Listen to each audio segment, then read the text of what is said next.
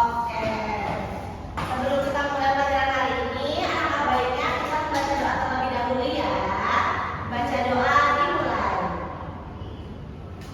Baca doa selesai. Oke.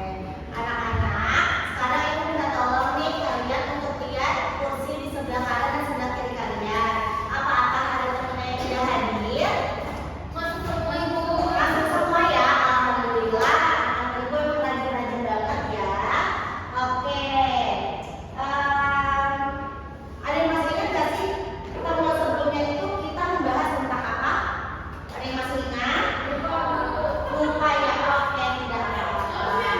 Ibu pasang terlebih dahulu ya materi sebelumnya.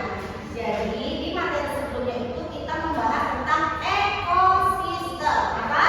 Ekosistem. Oke, ada yang masih ingat ekosistem itu apa? Baru ibu. Jadi ekosistem itu adalah rantai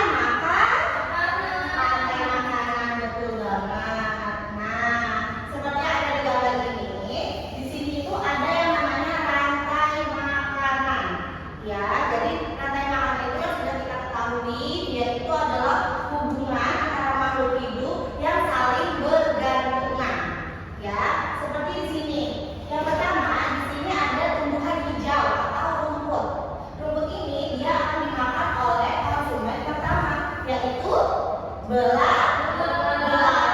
Lalu selanjutnya belalang pun akan dimakan oleh konsumen kedua, yaitu kodok. Begitu seterusnya sampai yang puncaknya yaitu di burung elang. Ya, sampai burung elang itu mati lalu diurai oleh pengurai atau jamur. Ya, anak-anak.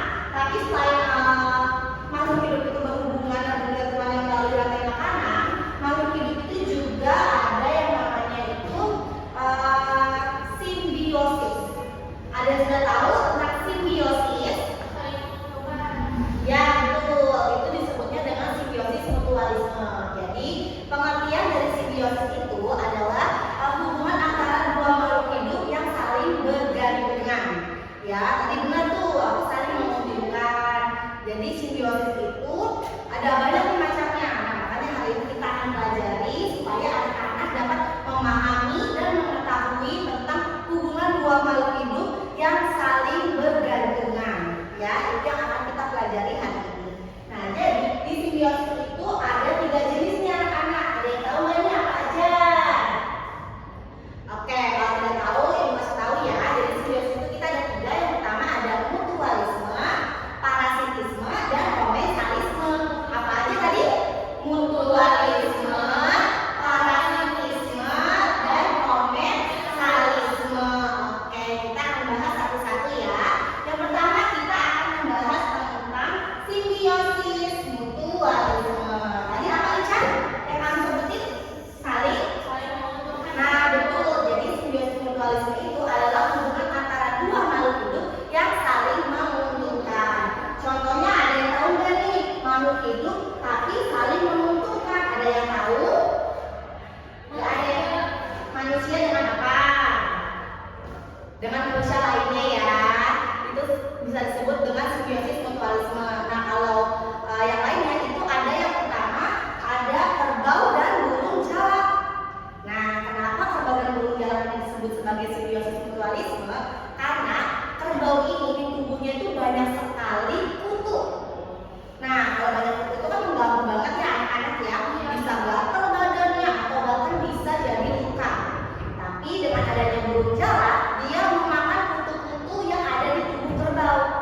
Ya, jadi si kerbaunya merasa diuntungkan karena kutunya itu hilang, dan burung jalak pun merasa diuntungkan karena dia mendapatkan makanan.